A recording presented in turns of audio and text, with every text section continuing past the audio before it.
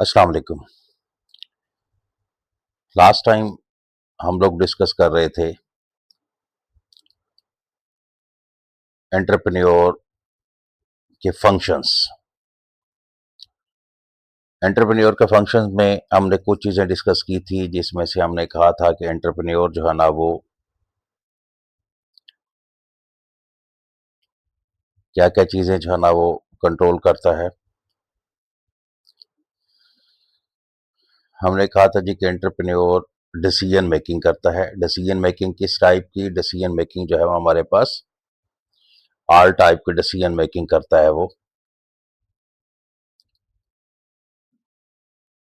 कि every business में जो रिक्वायर्ड होता है effective decision for successful entrepreneur. उस डिसीजन मेकिंग में हमने कहा था कि जी स्केल प्रोडक्शन डिसाइड करता है, selection of machinery and technology decide करता है, प्राइसेस डिसाइड करता है, purchase, raw material, marketing, recruitment, employees, ये सारी की सारी चीज़ें जो है ना वो। नेक्स्ट हम उसका जो है ना दूसरा हमने कहा था कि मैनेजमेंट कंट्रोल करता है। तीसरा हमने कहा था कि जनाब वो जो है ना वो डिवीजन ऑफ इनकम करता है। डिवीजन ऑफ इनकम में हमने क्या कहा था कि डिवीजन ऑफ इनकम ने कहा था कि डिस्ट्रीब्यूट जो है वो इनकम किस में डिस्ट्रीब्यूट करता है, वेजेस में पेड करता है एम्प्लॉयज़ को। फिर उसके बाद जो है ना हमने कहा था कि रेंट जो है वो पेड करता है यूज़ ऑफ द लैंड और बिल्डिंग को, जो उसका होगा लैंडलॉर्ड होगा या मालिक होगा उसको करेगा। इंटरेस्ट जो है वो पेड करता है बैंक को या जिससे लोन लिया हुआ है उसने। और थर्ड है टैक्सेस पे करता है गवर्नमेंट को, और फिर जो है ना वो प्रॉफिट अर्न होता है उस एम्प्लॉयज़ को। अच्छा, अब ये हमने देखना है कि चलें ये तो डिवीजन ऑफ इनकम हो गई। डिवीजन ऑफ इनकम से हम आगे चलते हैं।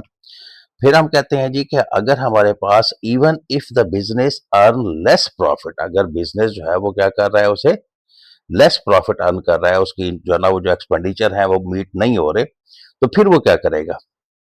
फिर भी एंटरप्रेन्योर के जिम्मे है कि वो क्या करेगा, कि वो क्या करेगा जी, कि contractual payment such wages, rent, interest must be usually paid, कि ये कुछ चीजें जो है ना उसको लाजमी पे करनी करनी है। कौन कौन सी चीजें उसने लाजमी पे करनी है?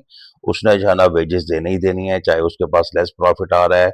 उसने रेंट देना ही देना है, चाहे उसके पास लेस प्रॉफिट आ रहा है। उसने इंटरेस्ट देना ही देना है, चाहे उसके पास लेस प्रॉफिट आ रहा है। ये सारी चीजें वो हैं जो उसने पे करनी करनी है। अब इसको कैसे मैनेज करना है? इसका वो कहता है कि जी इंपॉर्टेंस ऑफ द इनकम जो है ना वो है कि हमारे पास earn fair compensation to all stakeholder. Fair compensation दे वो ऑल स्टेक होल्डर को, वेजेस भी उसने देने हैं। अगर उसके पास उतनी पेमेंट नहीं हो रही तो वेजेस में से कितना उसने देना है, रेंट का जो है ना वो कितना पार्ट देना है, इंटरेस्ट का कितना पार्ट देना है, बाकी चीजें कैसे करनी है वो उसने मैनेज करना है।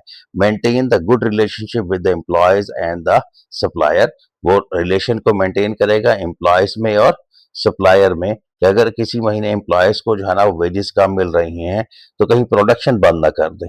ठीक है ना? सप्लायर का जो है ना वो कुछ उससे लोन लेना पड़ रहा है तो सप्लायर से लोन भी ले सके वो। ये सारी चीजें जो है ना वो डिवीजन ऑफ इनकम में आ जाती हैं, और ये सारी के सारे एंटरप्रेन्योर में। वो कहते हैं support the smooth business operations, कि ये ना हो कि उसके जो है ना वो उसकी जो वेजेस ना देने की वजह से या किसी और वजह से जो बिजनेस ऑपरेशन है वो कहीं डिस्टर्ब ना हो जाए। वो स्मूथ उसकी फंक्शनिंग होनी चाहिए। Promote the financial discipline, financial discipline को जो है ना वो प्रमोट करेगा। नेक्स्ट हमारे पास उसका फंक्शन आ जाता है एंटरप्रेन्योर का, कि risk taking and uncertainty bearing. Uncertainty bearing में क्या आ जाता है कि कोई ऐसी आफत आ जाती है जो उसको जो है ना वो यकदम आ गई, कोई एक्सीडेंट हो गया, कोई कोरोना आ गया, या कोई और चीज आ गई जो उसने नहीं सोची थी, वो अगर जो है ना वो सिचुएशन आ जाती है तो उसको कैसे बियर करेगा। तो कहते हैं कि risk taking is considered one of the most important function of the entrepreneur, one of the most important function of the entrepreneur. Every business involve uncertainty because future marketing condition can not be predicted with the complete accuracy. जो future marketing production है, future आप देखिए कल क्या होने वाला है, क्या आप कंप्लीट जो है ना वो उसका प्रिडिक्ट कर सकते हैं कि एक्यूरेट 100% एक्यूरेसी हो आपकी जो है ना प्रोडक्शन में? नहीं। कल क्या होगा, कल क्या आएगी, कल कोई ज़लज़ला आ जाता है या कोई और चीज़ आ जाती है, मार्केट कोलैप्स कर जाती है, जो है ना लॉकडाउन लग जाता है या व्हाट्सएवर कोई भी, वो कल की 100% प्रेडिक्शन नहीं हो सकती। प्रेडिक्शन करते हैं, लेकिन 100% नहीं होती। इसलिए वो कहता है कि entrepreneur invest money, time and effort without any guarantee of the success. जो एंटरप्रेन्योर है उसका सबसे बड़ा रिस्क ये है कि वो मनी इन्वेस्ट करता है, वो टाइम इन्वेस्ट करता है, फिर उसके बाद वो effort without guarantee of the success. Success की 100% गारंटी नहीं है। हाँ, प्रोबेबिलिटी है लेकिन गारंटी नहीं है। टाइप ऑफ द रिस्क, कौन कौन से रिस्क हो सकते हैं? सबसे पहले एक होता है इंश्योरेबल रिस्क। जो है ना, हम कुछ कुछ रिस्क ऐसे हो सकते हैं जिनकी हम इंश्योरेंस करा लेते हैं, जो इंश्योर्ड हो जाते हैं हमारे पास। वो कौन कौन से हैं? These measurable risk that can be covered by the insurance. Insurance कौन कौन से रिस्क कवर करती है? फॉर एग्जाम्पल फायर एक्सीडेंट, अगर कोई जो है ना वो आप जो आपने अपने बिजनेस को, अपने बिजनेस एरिया को जब इंश्योर कराया हुआ है कि फायर इंश्योरेंस, फायर एक्सीडेंट की इंश्योरेंस आपने ली हुई है, थ्रेफ्ट की इंश्योरेंस आपने ली हुई है, फ्लड की इंश्योरेंस आपने ली हुई है, उसके बाद damage to goods during the transportation उसकी आपने इंश्योरेंस। ये सारी की सारी इंश्योरेंस कंपनी अगर आप उनको पे करते हैं तो इस चीज की वो इंश्योर आपको कर देती है कि भाई अगर आपका लॉस हुआ तो हम आपको पे कर देंगे। अच्छा, इसके अलावा भी हमारे पास लॉसेस की टाइप्स हैं। वो क्या है जी? हमारे पास कुछ है, हमारे पास नॉन इंश्योरेबल रिस्क। कौन कौन से? The risk can not be insured because they arise from the uncertain business conditions. कौन कौन से हैं जी? कि जो है ना वो change of the customer preference, customer आपके पास कस्टमर की प्रेफरेंस ही चेंज हो गया, आपका आपके पास कस्टमर आ ही नहीं रहा। अब ये तो इंश्योरेंस कंपनी कोई भी आपको इंश्योर करके नहीं देगी। फिर उसके बाद वो कहते हैं जी new competitor entering in the market. कोई नया कंपटीटर मार्केट में आया है और मार्केट में आते ही उसने रेट बहुत ज्यादा कम कर दिया है उस प्रोडक्ट का, या उसकी प्रोडक्ट अच्छी है या कोई और वजह है। फिर उसके बाद इकोनॉमिक रिसेशन, इकोनॉमिक कोई इकोनॉमिकल कंडीशन ऐसी आ जाती है, गवर्नमेंट की जो है ना वो पॉलिसी चेंज हो जाती है कि आपके बिजनेस के लिहाज से गवर्नमेंट की पॉलिसी चेंज हो गई, या फिर जो है ना वो टेक्निकल जो है ना टेक्नोलॉजिकल जो है ना वो चेंजिंग हमारे पास आ जाते हैं। ये वो रिस्क हैं जो इंश्योर्ड नहीं हो सकते। फिर उसके बाद importance of the risk taking importance क्या है जी? कहते हैं जी इनकरेज बिजनेस ग्रोथ। जो है ना वो अगर आप रिस्क लेंगे तो आपकी बिजनेस ग्रोथ अच्छी रहेगी। फिर उसके बाद जो है ना वो प्रमोट द इनोवेशन, इनोवेशन को प्रमोशन रिस्क की वजह से मिलती है। आप नया जो है ना वो कोई इनोवेशन करते हैं, ठीक है ना, उसका रिस्क उठा रहे होते हैं। जब आप जो है ना वो इनोवेशन कामयाब हो जाती है तो डेफिनेट बात है आपको प्रॉफिट ज्यादा मिलता है। वो कहते हैं जी create the new employment opportunity. New employment opportunity इसी रिस्क की वजह से मिलती है। Help the entrepreneur to earn the high profit. फिर उसके बाद यही रिस्क होते हैं जिसकी वजह से आप बिजनेस जो है वो आपका जल्दी तरक्की कर जाता है और हाई जो है ना वो प्रॉफिट अर्न होता है आपको इन्हीं रिस्क की वजह से। फिर फॉर एग्जांपल वो कहता है जी software entrepreneurs invest and developing an artificial intelligence applications जो है ना वो despite uncertainty about the market acceptance. Next है जी हमारे पास इनोवेशन। जो एंटरप्रेन्योर की एक और जो है फंक्शन है वो है innovation. Innovation is a process of the introducing a new idea, product, services, technology और business method that create value for customer and improve the business performance. क्या क्या हो सकती हैं जी? कि न्यू आइडिया हो सकता है, प्रोडक्ट हो सकता है, सर्विसेज हो सकती हैं, टेक्नोलॉजीज हो सकती हैं। जो है ना वो क्या करे जी कि उसका मेथड हो सकता है किस लिए? वो कहता है जी कस्टमर जो है ना वो value for the customer and improve the business performance. Innovation help the business remains competitive in a changing market. अगर आप इनोवेशन करते रहेंगे तो आपका जो है ना वो बिजनेस जो है वो कम्पिटिटिव इन्वायरमेंट में रहेगा। आप मार्केट चेंज होती रहेगी, वक्त के लिहाज से आपका बिजनेस जो है ना वो सस्टेनेबल रहेगा। अगर आप इनोवेशन नहीं करेंगे, कांस्टेंट हो जाएंगे, जो है ना वो आप बिल्कुल रुक जाएंगे किसी एक चीज पे, तो कुछ अर्से बाद मार्केट तो डेफिनेट बात है चेंज होनी होनी है टाइम के लिहाज से, तो फिर आपका बिजनेस जो है ना उसमें बैठ जाएगा। एंटरप्रेन्योर जो है ना इनोवेट बाय, किस तरह इनोवेट कर सकता है, डेवलपिंग अ न्यू प्रोडक्ट, कोई नया प्रोडक्ट ले आए। फिर उसके बाद क्या हो सकता है जी,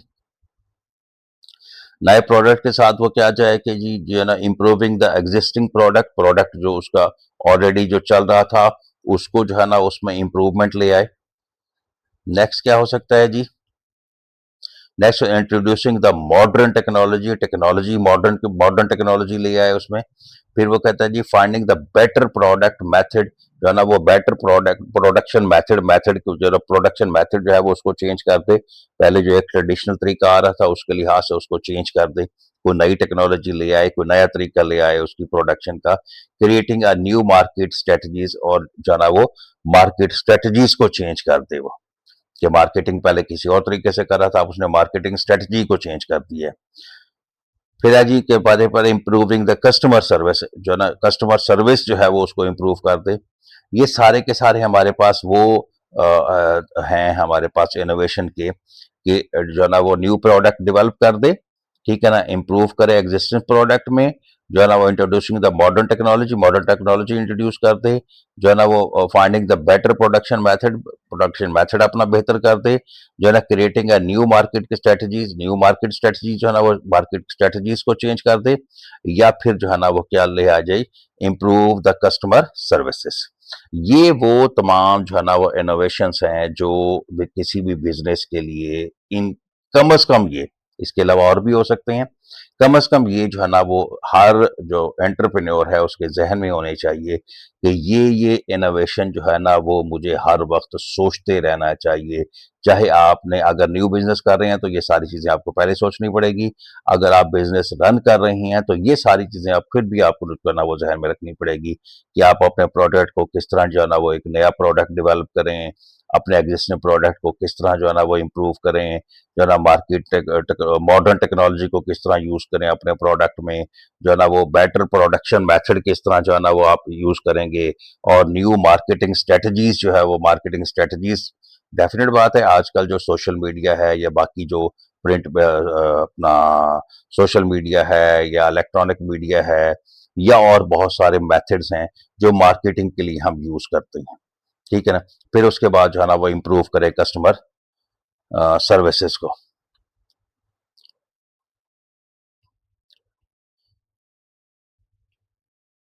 फिर उसके बाद जो टाइप ऑफ द इनोवेशन, कौन कौन सी इनोवेशन टाइप हो सकती हैं, प्रोडक्ट इनोवेशन हो सकती है, फिर उसके बाद प्रोसेस इनोवेशन हो सकती है, फिर उसके बाद मार्केटिंग इनोवेशन हो सकती है, फिर उसके बाद ऑर्गेनाइजेशनल इनोवेशन हो सकती है, फिर उसके बाद, अब ये देखें ये कुछ टाइप्स मैंने कुछ लिखी हैं, बाकी इसके अलावा और भी हो सकती हैं, कि आप प्रोडक्ट को इनोवेट कर दें, आप प्रोसेस को इनोवेट करें, आप जो है ना वो मार्केट को इनोवेट करें, आप जो है ना वो ऑर्गेनाइजेशनल जो है ना वो इनोवेशन ले आए।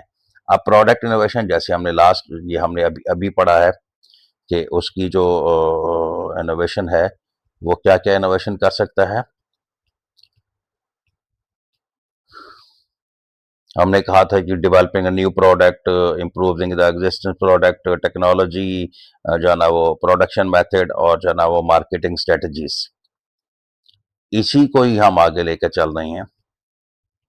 यही वो जो ना वो टाइप्स हैं इनोवेशंस की, कि प्रोडक्ट इनोवेशन हो सकती है, प्रोसेस इनोवेशन हो सकती है, मार्केटिंग जो है ना वो इनोवेशन हो सकती है, और ऑर्गेनाइजेशनल इनोवेशन हो सकती है। फिर उसके बाद जो है इंपॉर्टेंस क्या है इनोवेशन की, इंपॉर्टेंस है इनोवेशन की इंक्रीज द कस्टमर सेटिस्फेक्शन, इसी इनोवेशन से कस्टमर सेटिस्फेक्शन को इंक्रीज करते हैं। फिर उसके बाद क्या है जी हमारे पास, फिर हमारे पास है जी improve the product quality, product की क्वालिटी इंप्रूव होती है इनोवेशन से। फिर उसके बाद क्या है जी reduce the production cost, production cost को आप जो है ना वो रिड्यूस कर सकती हैं जब आप जो है ना वो उसको बेटर जो है ना वो आप ले के आ सकते हैं प्रोडक्शन मेथड। फिर उसके बाद create the competitive advantages, competitive advantages आप क्रिएट करते हैं। फिर उसके बाद increase the profit, profit increase होता है। Support the long term business growth, sustainability, जो मैंने आपको बार बार कह रहा हूं कि बिजनेस की सस्टेनेबिलिटी जो है ना वो support the long term business growth के लिहाज से ही हो सकती है। फॉर एग्जांपल वो कहता है जी food delivery company introduce drone delivery to reduce the delivery time and improve the customer satisfaction. अब एक एक जो है ना वो उन्होंने अब ये स्पेशली जो टेक्नोलॉजिकली एडवांस कंट्रीज जो है ना, वहाँ ये डिलीवरी मेथड जो है ना वो इंट्रोड्यूस हो रहा है, और कुछ जगह हो भी चुका है कि वो ड्रोन के ज़रिए जो है ना वो आपकी जो है ना डिलीवरी पहुँचाते हैं। किसी जो है ना डिलीवरी मैन या जो है ना वो किसी बॉय के ज़रिए या उसके ह्यूमन के ज़रिए नहीं पहुँचाते। वो कहते हैं जी ड्रोन से क्या होता है? ड्रोन से एक तो जो है ना वो टाइम की बचत होती है और कस्टमर की सेटिस्फेक्शन भी बढ़ती है।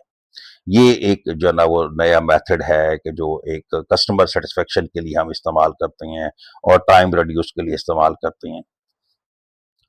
ये जो है ना वो इसकी अगर हम समरी देखना चाहें जो अब तक हमने पढ़ी, वो कहता है the entrepreneur play a vital role in managing a business by जो है ना performing several important functions.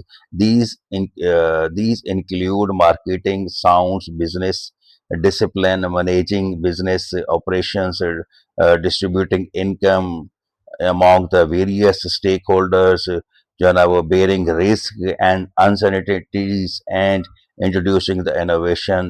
Together these functions help the जो है ना वो ensure the success, growth and sustainability of the business while contributing to the economic development.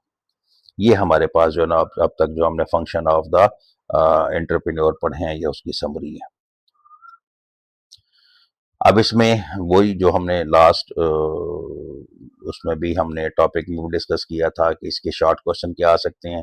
वो कहते हैं डिफाइन द जो है ना function of the entrepreneur, entrepreneur के फंक्शन डिफाइन करें। What is the decision making, what is the management control, जो है ना वो define innovation, what is the risk taking. अब ये जो है ना वो शॉर्ट क्वेश्चन में भी आ सकते हैं, दो दो नंबर के, या एमसीक्यूज भी इन्हीं में से ही बन सकते हैं।